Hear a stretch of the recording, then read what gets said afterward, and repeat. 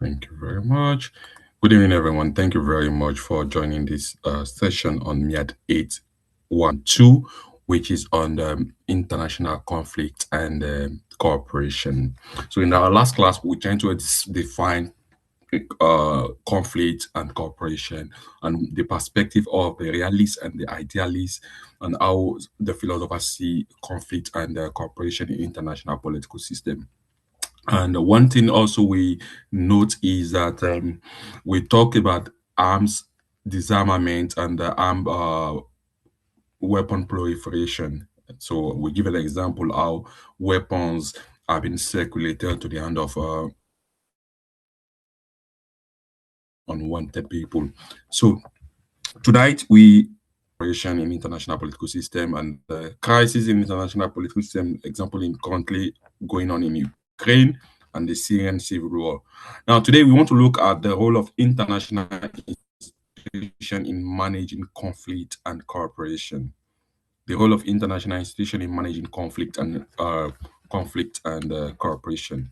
So, international institutions such as the United Nations, the African Union, the European Union, the World Trade Organization, or the NATO, they play a central role in reducing anarchy in the international system and fostering cooperation among states. We already know that there is anarchy in this international system, but all these international institutions they are established to reduce anarchy in the international system. So now we are talking about the roles of international institutions in managing the conflict and operation that's happening in international institution. Number one role is conflict prevention. Conflict prevention, which is otherwise known as how do you call it? It's otherwise known as preventive diplomacy. Number one, conflict prevention. So, international institutions monitor early warning signs of instability. They monitor early warning signs because before crisis will occur, there have to be signs that, okay, there is likelihood that crisis is going to occur in this particular area.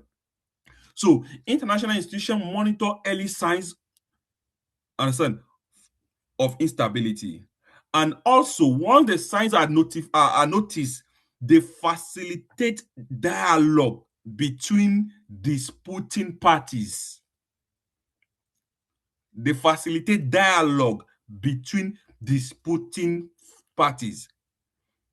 Listen, that is managing the conflict and bringing a framework, a table for dialogue to occur between the disputing party. Understand? And also, when dialogue is placed down, they deploy special envoy and mediators to resolve disputes. Understand? That is conflict prevention. They tend to prevent conflict in a way that they monitor early signs of instability and call upon disputing parties or all the people that are involved in this dispute. And sometimes they deploy envoy. I give an example now. When there was coup d'etat in Niger, or in Burkina Faso, in Guinea Republic, ECOWAS sent envoy there. Understand that they sent mediator there to go and talk with them, with the soldiers to give power back to the civilian. Understand now? So this is one of the role of international institution. Understand now? So the United Nations have have sensed the early warnings in West Africa zone. In West Africa, currently in West Africa zone, there is coup d'etat happening in Mali, Niger, Burkina Faso, even in Guinea Republic. Understand now? So when the United Nations saw these early signs in West Africa, they call on the AU panel, African Union panel. Understand? African Union panel under the African Peace and Security Architecture, APSA. That is the African Peace and Security Architecture is under the AU. So they call on them to find a way this crisis, this dispute in the West African zone is going to be reduced. And so now the purpose of this conflict prevention is to prevent dispute from escalating into violent conflict. Last time we talked about violent conflict, right? So this is to prevent dispute from escalating into violent conflict. That's number one. That's number one role of international institution in managing conflict and cooperation. Why the number two role is mediation and peace negotiation. Mediation and peace negotiation. Mediation and peace negotiation. The international institution, they provide a neutral platform for negotiation. They provide a neutral, neutral. They provide a neutral platform for negotiation by sending by sending mediators, understand, and support peace agreement. Because when there is conflict or when there is dispute in the international political system between two parties, that means all the parties are going to show their grievance, they are going to show the problem why they are into dispute. But the international system is the international institution is going to find a supporting ground for peace agreement that is going to favor both parties. Understand now? So an example, a glaring example is in the AU mediation in Sudan. Understand that AU, when there was crisis in Sudan, the African Union sent mediation in Sudan for peace processes. Understand? They sent mediation to Sudan for peace processing. Another example in Cyprus, when there was crisis in Cyprus, the United Nations mediation was sent to Cyprus. You understand now? So the purpose of mediation and peace negotiation is to help conflicting party reach peaceful settlement. Is to help conflicting party to reach peaceful settlement. Understand? That's role number two of international institution when it comes to managing conflict and cooperation. That's the role number two. Role number three is peacekeeping operation. Peacekeeping operation. So it means that the international institution deploy peacekeeping forces to monitor ceasefires. That's number one.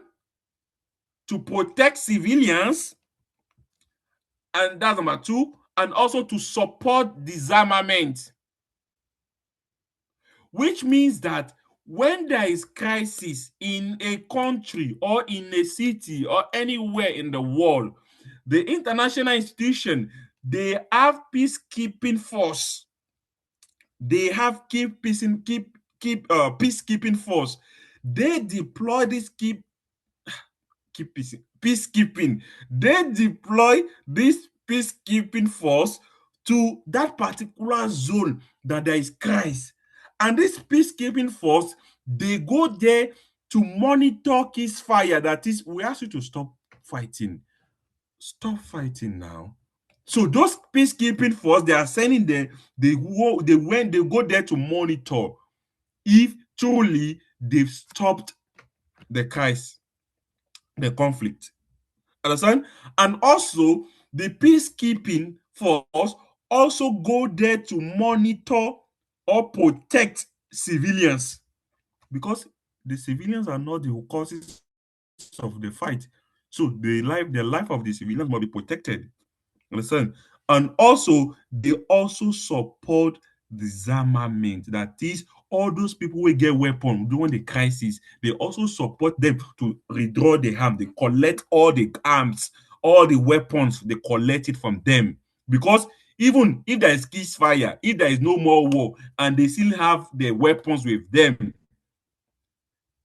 they can. There is likelihood that they are going to embark into crisis again. Understand now? So example, a glaring example is a how do you call African peacekeeping mission in Somalia. Understand now? African peacekeeping mission in Somalia. When there was crisis in Somalia, AU sent AU peace mission in Somalia. AU sent how do you call uh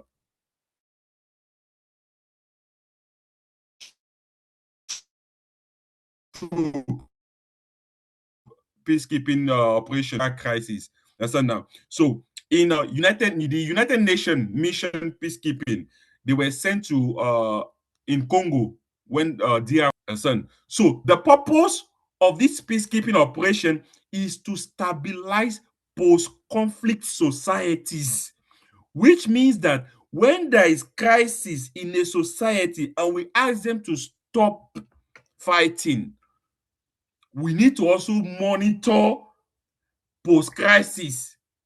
Like after the crisis, we need to monitor if people in the country are doing normal, if they are not harassing the civilians, if people that have weapons have submitted their weapons. Understand? In 2010, there was crisis in Ivory Coast due to election. So it led to we call it the election crisis in Ivory Coast in 2010.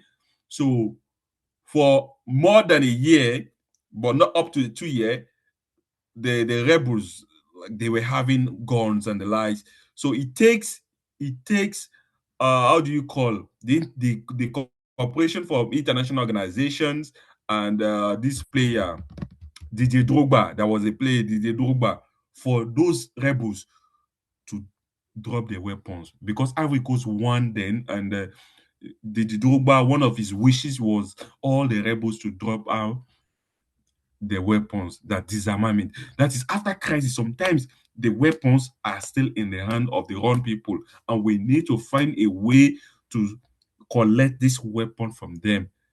That is going to maintain cooperation after war. Understand? The fourth role of international institutions when it comes to managing conflict and cooperation in the international political system is peace enforcement. You understand? Peace enforcement. You know, we've said that peacekeeping operation. Understand? The purpose of the peacekeeping operation is to stabilize post-conflict society, right? Now, the fourth one we are now mentioning is peace enforcement. Some international institutions you see, understand, authorize military intervention where necessary, which means that sometimes they send military intervention to some countries if there is necessity to send military intervention. It's like America sending military intervention to Nigeria because of the crisis, Boko Haram crisis happening in Nigeria. You understand? So, example now, in Libya, in 2011 in Libya, United Nations authorized the intervention, the military intervention in Libya because there was crisis in Libya. So they send United Nations, how do you call, military to Libya. Understand? Another example, another glaring example was in 1999. Understand? NATO intervention in Kosovo. So what we want to infer here is that the peace enforcement in international system is to maintain, is to enforce international peace. They need to send soldiers so as to calm people down, people that are in crisis, as to calm them down. So they send military to enforce international peace and security where diplomacy fail. Which means that if diplomacy did not fail in an area, dialogue can resolve the crisis. But if diplomacy fail, they will send out military intervention where it is necessary. That is why the case of Gaddafi in Libya, they send military intervention because they've discussed with Gaddafi, they've had dialogue with Gaddafi, but they did not conclude, they did not get to a conclusion that is favorable for both parties. That is why they sent out military intervention in Libya in 2011. Understand? The fourth reason, the fourth role of international institution in managing conflict and cooperation is norm creation and standard setting. Norm is like NORM, norm creation and standard setting. That is, they provide a platform. They provide a platform for all nations, all sovereign states. That is, they are the one that set out international laws that all nations must follow. Understand? They also set out global norms. When we talk about global norms, here in context, we talk about human rights, right to trade, how do you call fundamental human right, maritime law, all this law, they are set up by the international institutions.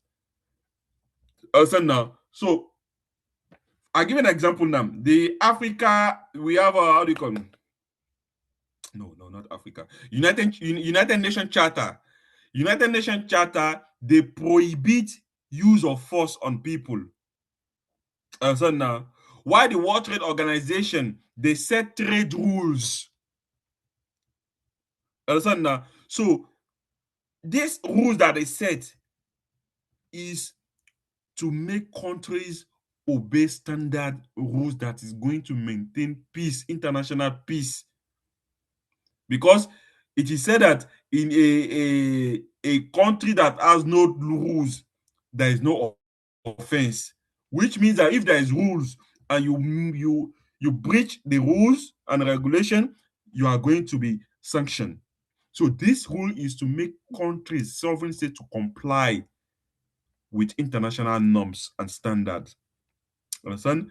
So the norms creation and standard purpose is to reduce uncertainty and create predictable behavior.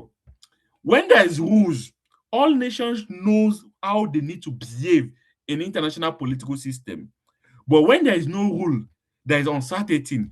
All nations, they do what they can do on their own because there is no rule that is forcing them to do what they're supposed to do or what they don't need to do. Understand? So the next one is dispute resolution mechanism. That's the next role of international institution in managing conflict and cooperation. Understand? Dispute resolution mechanism. That is, they provide what we know as a legal and arbitrary mechanism. They serve as a referee. They serve as a referee in solving disputes. When you look at International Court of Justice, ICJ, when you look at International Court of Justice, they are established to provide legal framework to settle disputes. The last president there was a president of Ivory Coast, President Laurent Gbagbo, the president that was there before the current president. He was sent to International Court of Justice, ICJ, for over 10 years because of crisis that happened in 2010 because of the election crisis. Because what happened there, it was against humanity. They killed many people and they needed solution. They needed to judge those involved, and they took the president to International Court of Justice, ICJ. Understand now? So in trade also, we have the WTO. The WTO, when there is dispute in business between countries in trade, the WTO, World Trade Organization, they have the dispute settlement body in the department, in the WTO. They have the dispute settlement body. This dispute settlement body, they exist to make sure that all countries involved in all parties involved must obey the set down rules and regulations in trade to prevent disputes. Listen, in question, what we need to know that as the dispute resolution mechanism, the dispute resolution mechanism of the international institution is to resolve dispute peacefully through legal means rather than war. Understand? Is to resolve dispute peacefully through legal means. One means if there is conflict between two nations or many nations, the only way they can resolve that conflict if they don't want to go to war is through legal means. And these international institutions are going to serve as a referee. Understand? The seventh reason, the seven roles of international institution in managing conflict and cooperation is collective security framework. Collective security framework. Understand? Now, for West Africa, we have what we call ECOMOG. Understand now? That is all West Africa countries, they collectively work on the security. Now, international institutions create this system. They create this collective security framework, which means that an attack on one is considered as an attack on all. Let me give you a practical example. Benin Republic was attacked by soldiers. They want to take power. What did Nigeria do? Nigeria sent fighter jets to Benin Republic. Ivory Coast sent their soldier. Ghana, they sent. Togo, they send their own soldiers. Because an attack on one of us in ECOWAS member country is an attack on all, which means that there is a collective security framework in international, how do you call international institution to manage conflict and cooperation. So now, the United Nations has what we call Security Council.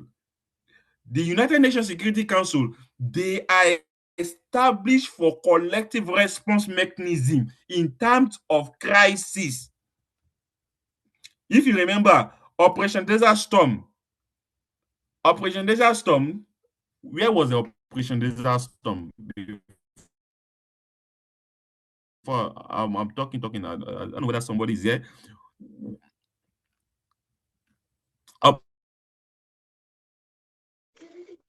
We are here.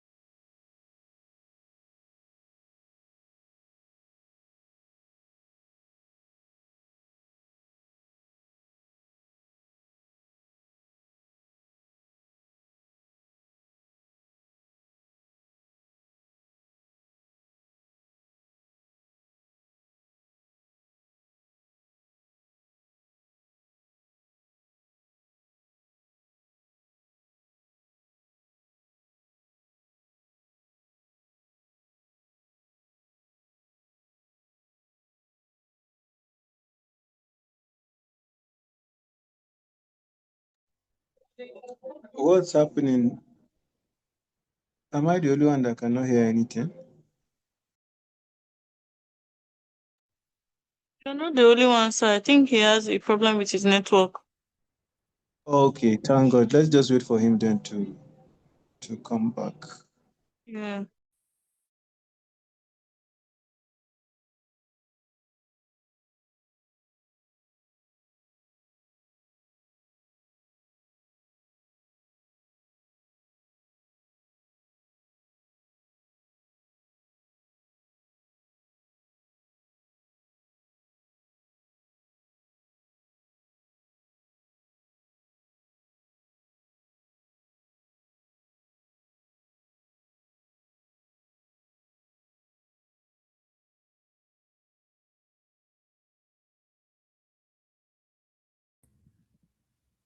Hello? Please, somebody should notify if you can hear me. I don't know what I pressed. We can hear Yes, I you. can hear you now.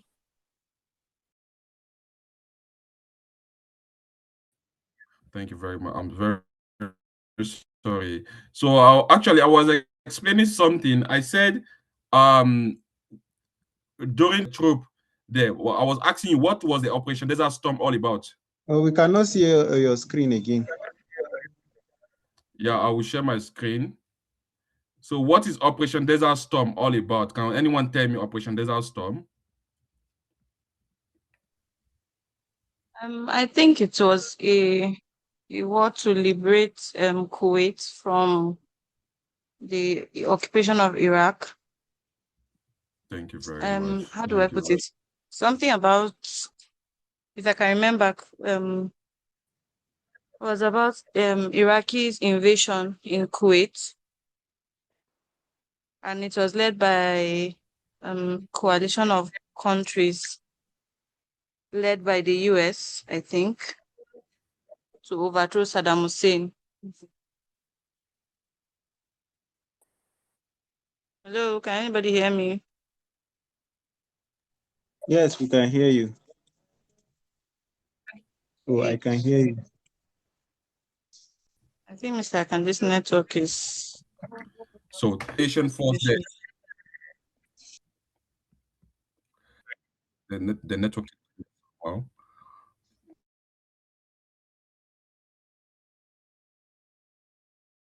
the network.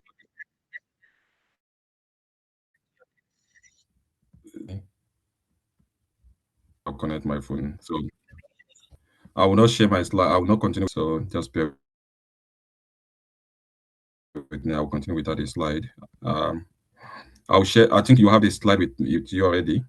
So we were discussing. I said there is a collective security framework that is placed down to help countries when there is a security challenge. So when there is security challenge, there is a collective security framework that is played down to help countries. So that's the rule number 7 of is it rule number 7 or number 6? Which number are we? Which number are we, please? Is it 7 or 6? Yeah, I have 7. Mhm. You have 7. Okay, good. So we continue. I will not put my camera on my slide.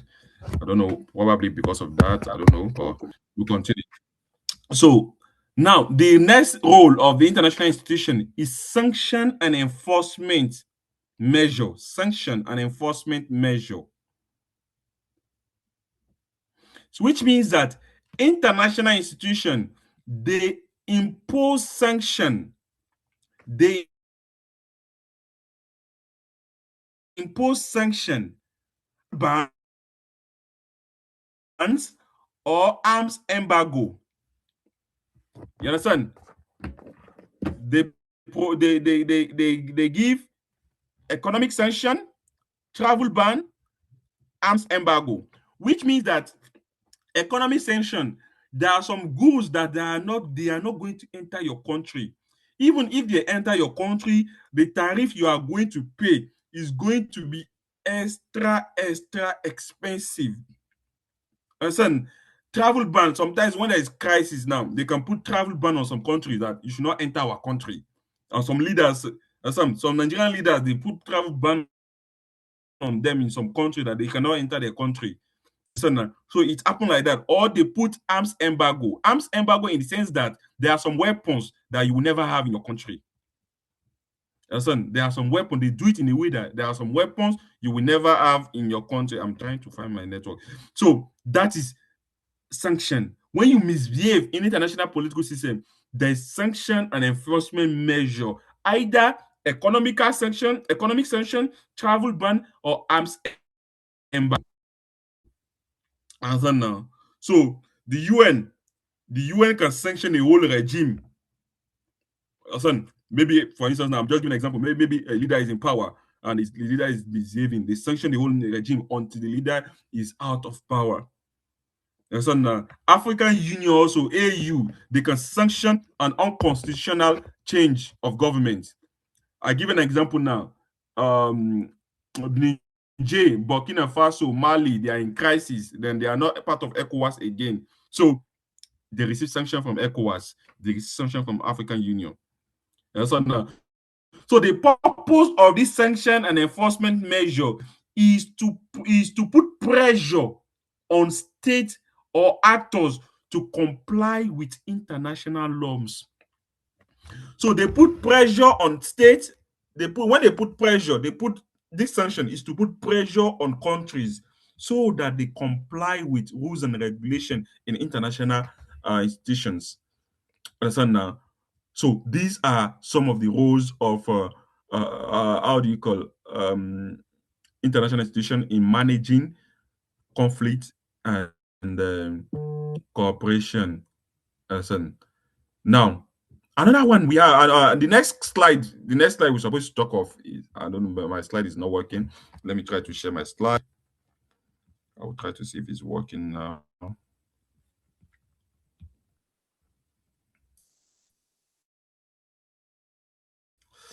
I just don't want something that is going to interrupt me.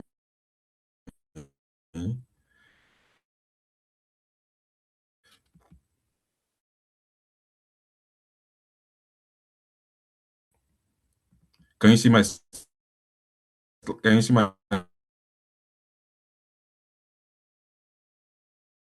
screen now?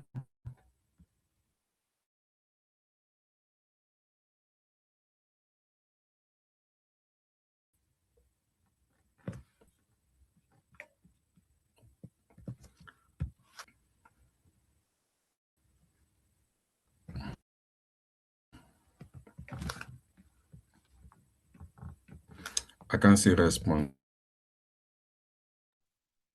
Sorry, we can't see your screen, just you. See, let me leave this slide. Okay, it's like it's working now. Nobody's replying me, so that means you are not seeing it. Can you see the slide?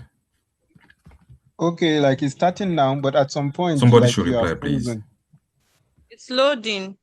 It's loading, not yet, but it's Okay. loading. Yes, and Okay, at some no point problem. you We'll were proceed. freezing. So I think that's the problem I'm facing now. Challenges to international cooperation.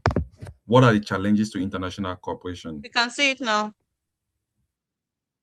Challenges to international cooperation. Understand now. You should know that international cooperation, when we talk about international cooperation, we refer to the collaboration among states and international actors to achieve common goals. Understand? We refer to the collaboration among state and international actors to achieve common goals such as peace, security, economic development, and environment protection. Understand? So, however, as the states want all these things, international goal, as they want it, cooperation is very difficult due to the nature of international system. Now, what are the challenges in international cooperation? The number one challenge is anarchy in the international system. Anarchy in the international system. So far as there is no central world government above the state, states operate in self-system and survivor is a primary goal, which means that if they have to cooperate with another country or they have to cooperate in an institution, that means that that institution is guaranteeing their survivor. If that institution is not able to guarantee their survivor, they will never cooperate. Understand now? So, in essence, anarchy in the international system, it means that state prioritize the national interest over collective interest. Understand? State prioritize national interest over collective interest, which means that if you are calling for international cooperation and you are not inputting national interest of each of these countries, some of the countries, they are not going to cooperate if it's not protecting their own national interests. Understand? Number two, you can see from my slide, I said sovereignty concern, which is national interest and sovereignty concern. State, you should know that state protect the territorial integrity. So, state protect the territorial integrity. Understand that? And they make sure that they are safe from both internal and external interference. Understand? So, in essence, sovereignty, sovereignty is state ability to control its territory from both internal and external interference. Now, we are not saying that sovereignty is a problem to international cooperation. If you are saying that sovereignty means that no external body can give you order in your country, then sovereignty limits the enforcement of international rule. Because if you are part of an international organization, you are going to lose part of your sovereignty because they are going to give you some order. They are going to give you some rules and regulation you are going to follow. So in essence, state prioritize national sovereignty and limiting willingness to delegate their authority. That is, the government of a country give power, give order. Now, if they belong to international organization, that means the international organization is going to give the order of what they can do, which they need to comply. So it's a problem to some states. Some states want to maintain their own sovereignty without the interference of another country or institution. Understand? Another thing I mentioned in my slide is power imbalance, which is otherwise known as power asymmetry or inequality among nations. Power imbalance or power asymmetry. Asymmetry is spelled ASYMMETRY. It's either power balance, or power asymmetry or inequality among states. So, international political system, there is unequal distribution of power. There is unequal distribution of power because the international politics is hierarchical. Great power dominance, they make decision. Small country have limited influence. So the powerful nation, they are the one that influence decision. The small countries, they have small influence, which means that the powerful nation have what we know as veto power. Veto power is spelled VETO, veto, VETO, power. Now, so the power to do and undo. That is, when a decision is not in their favor, they wipe it away until that decision is in their favor. In the United Nations, in the United Nations Security Council, there are some countries they have veto power, like how do you call it? USA, like France, like UK, Russia. So some of these countries they have veto power. While all these small countries they are nowhere to be found. They are just going for contribution. We see you, we call for meeting now, you come. That's what they are going for because they don't have a veto power. So this problem of power asymmetry or power imbalance, it make weaker country, weaker state to distrust institution, that is to not trust, distrust, like trust, D-I-D-I, and trust. So to distrust institution, because the institution supposed to give all of them the same power, but the institution is now giving some country, some institution, some country, some state higher power. So which is making the small country to not have trust in this institution, because these institutions are being controlled by powerful countries. Understand? The next one in my slide here is trust deficit. Trust deficit. Understand? Trust deficit. So trust deficit and security dilemma is under they are under the same thing. So for instance, now you see, when one state increase in security, when a state, a country is having all the security, that is military build up, they are trying to have all the military ammunitions, that country became a danger to all the countries that surrounding him, because they would think that that country is preparing for war. So other countries are going to perceive it as a threat. When a country is increasing in its security, in its military power, it becomes a threat to other international system. I give an example now. You see that NATO, NATO, the expansion in Europe has become a threat to Russia. And so now, so that is why you see that Russia is not ready to give Ukraine to NATO, because they see NATO as a potential enemy, as a threat. So fear and mistrust undermine cooperation because of a fear and trust deficit in the international political system. It makes it very difficult for cooperation to exist. Understand? So the next one I have here is collective action problem. Collective action problems.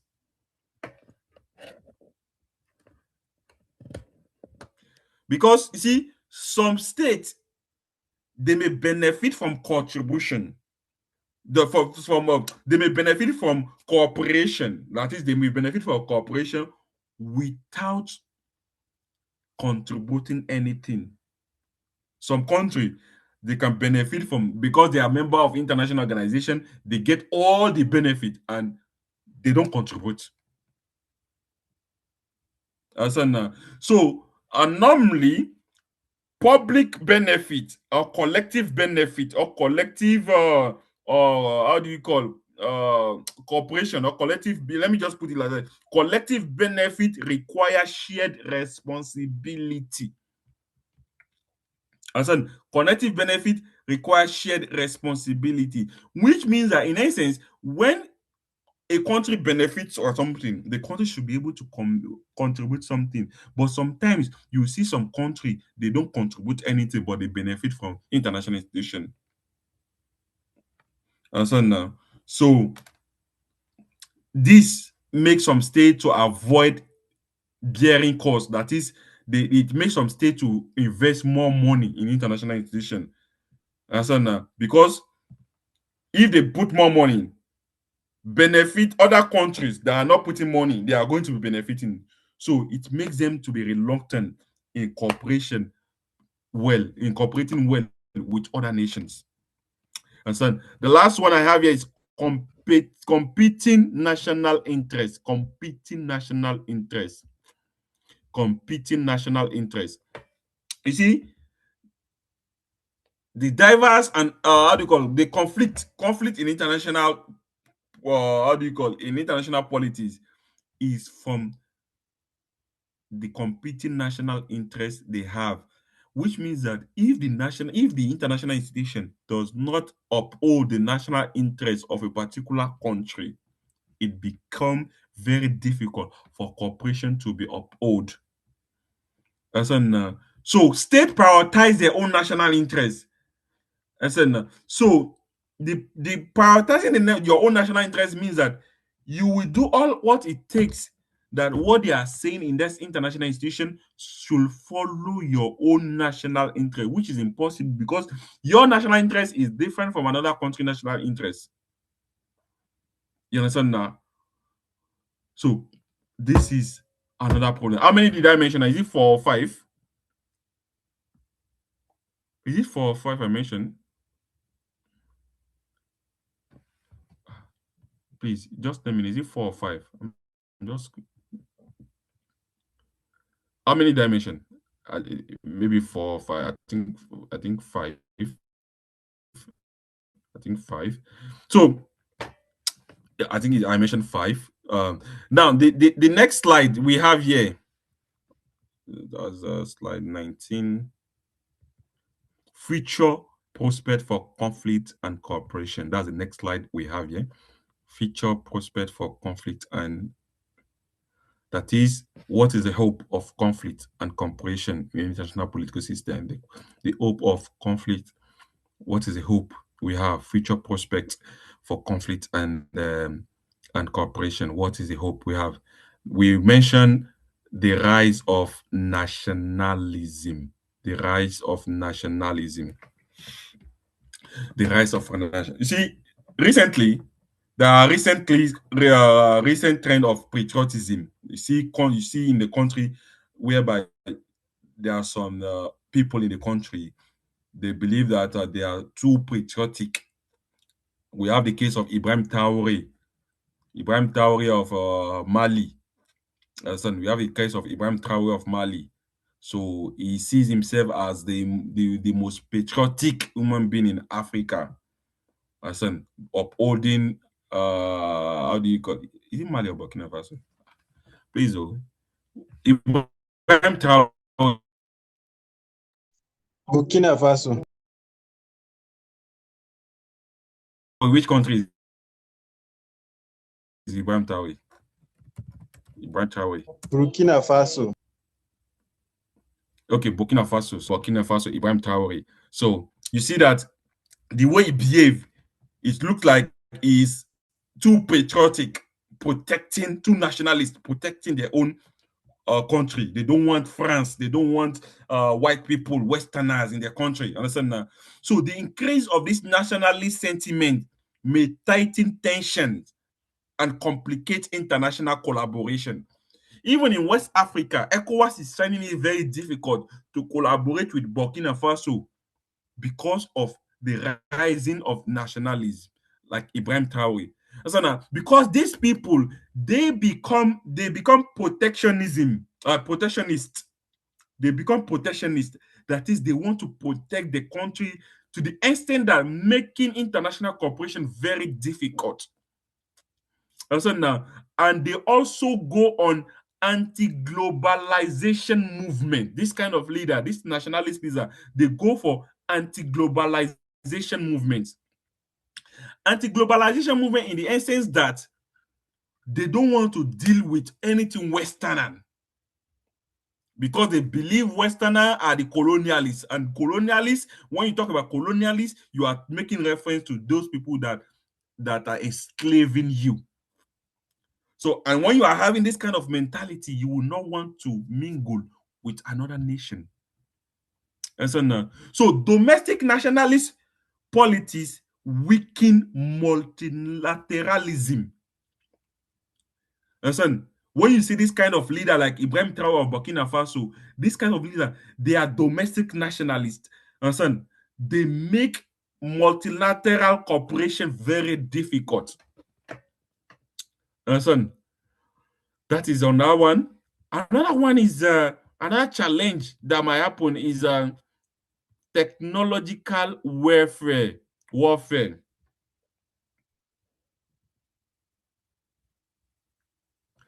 Because you see, before conflict can be by gun, by bombs, by missiles, and the likes.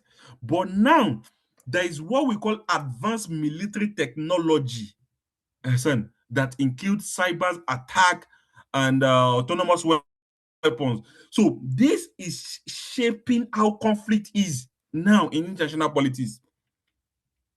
Sometimes you can see that the whole system of a country is being attacked by hackers. This is conflict launched by another country. It can be launched by another country. Understand? So these things, this advanced military technology is also an angle that is viewed by future, how do you call it, in future, that is viewed that is going to pose a problem to international conflict and cooperation. Listen, we have climate change impact. The climate change impact is, you see, currently all nations, all continent, the whole continent, the whole globe is talking about climate change. Climate change, but environmental change are expected to aggravate. Are expected to aggravate and displace a lot of people. Now, just now imagine that Nigeria is having climate change issue. Let's say we are having climate change issue to the extent that some areas in Nigeria, they are flooded. If they are flooded, that means some people are going to be displaced. It is likely that some people will leave Nigeria and go to neighboring country. I don't pray so, but we are just giving an example for you to understand that. So these people displaying from the people movement of people from one country to another country due to climate change can influence conflict and cooperation pattern, because climate change is a global issue and all nations are being affected by it. So when it hits a country, how will other nations in the world view that country? Will they come to the rescue of that country as a form of cooperation, or will they chase them away as a form of conflict?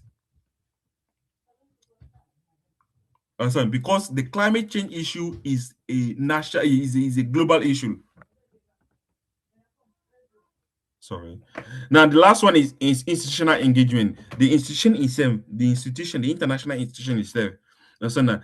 So the international institution, they are finding a way to enhance cooperation and conflict resolution, because conflict has been existing. We have international institutions, but they have been existing. So they are finding mechanism to enhance cooperation among nations and conflict resolution between themselves, between systems.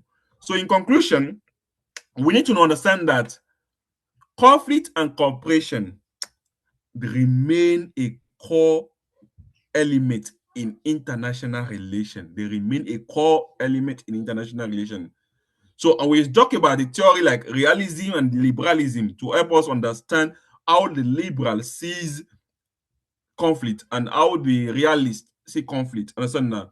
So the institution also, all the institutions, they have the challenges and they have the role they perform in maintaining in maintaining cooperation and managing conflict in international political system.